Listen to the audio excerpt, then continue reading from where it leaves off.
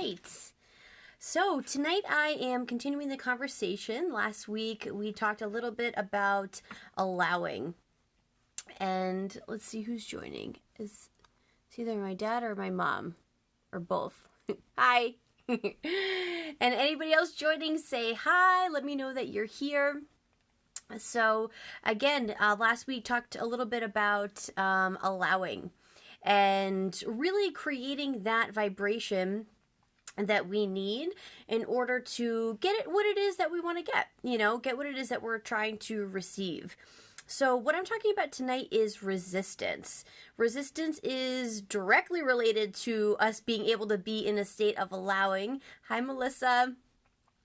And what resistance is, basically, it's meeting an opposing force, right? We're constantly in motion. We're constantly moving, right? Even if we think of our bodies, right, on a cellular level, on an atomic level, right? We're molecules, right? We're everything is constantly moving, constantly in motion, and so is life. So with that being said, sometimes we're going to be able to flow more naturally and sometimes we're going to meet resistance. So when we meet resistance is basically when we are not in the same vibration or in an allowing phase where we need to be for what it is that we're trying to go for. So I'll use the example of like losing weight. So let's say you're going on a diet and you want to follow all the rules. So you start exercising every day, you start restricting your calorie intake, and you're like, all right, on paper, I should be losing weight. I should be dropping pounds and this should be happening. And then you might start to not feel great. Maybe hit a plateau with your weight and not actually even see some of that weight loss and get really frustrated, right? Because you're like, I'm doing everything I'm supposed to be doing. Why isn't this happening? Well, come to find out, maybe you're restricting your calories too much and you're exercising too much and your body is like, whoa, like what's going on, And that's because it's in a state that was just way too far off from where you started from. So sometimes we meet resistance when we're in that way and we're just trying to kind of jump from point A to point B without really taking the right steps that we need to in order for it to flow in a more natural way. So just as an example. Now, anytime that we're meeting resistance and we're not really conscious about it, it's because we're not really super conscious all the time in everyday life unless we're really intentional about it, or unless you're the type of person who's already been working on being more present, practicing more mindfulness and things like that. But for a lot of people, it's really hard to get there if you don't know where to start or if you haven't started at all. So with that being said, if you're not present and you're not used to tuning into your body's cues, you might miss the signal. And if anybody in here has had anxiety or panic disorder or a panic attack or anything like that, you know that you kind of just ignore the signs along the way until bam, all of a sudden it like comes to a head and you can't control yourself, right?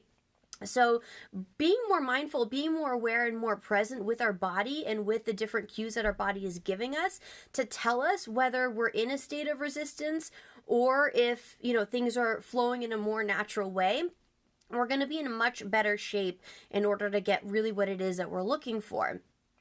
So with that being said, really thinking about the cues that your body is giving you. So there's our emotional cues and then there are also physical cues.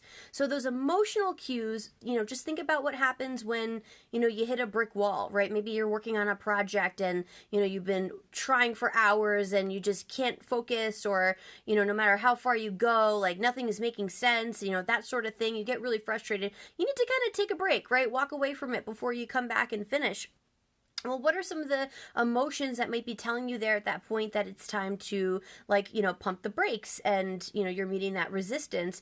You might start to feel frustrated. You might feel angry. You might feel disappointed in yourself, right? Because you're not able to get really what it is that you want. And even going back to like that weight loss example, like that definitely comes up a lot too. A lot of people, women especially, but certainly men as well, will get very, very hard on themselves if they're not really able to meet those kinds of goals, right? Whether they be performance goals or outcome goals or whatever it is.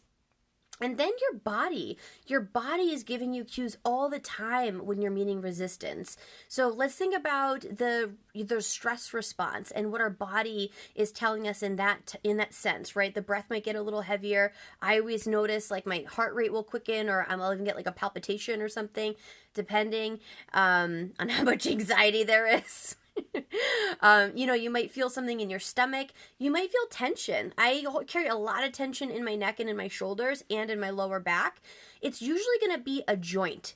If you feel tension or pain or whatever in your joint, our joints are kind of that it's that part of our body that is related to movement and motion, right? So if we have pain in the parts of our body that brings us in motion, that's meaning resistance, right? And it might be fear of moving forward and going through, right? You might have some subconscious doubts, and dealing with the subconscious when it comes to resistance is super important, because we operate 95% of our lives, of our behaviors and decisions and everything come from our subconscious. It's a pretty big chunk, right? 95%.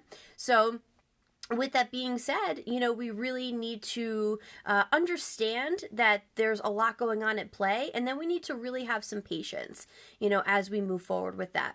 So next week, I'm going to be talking more about the flow state, less about the resistance, more about kind of getting into where it is that we want to go, where we want to be operating from.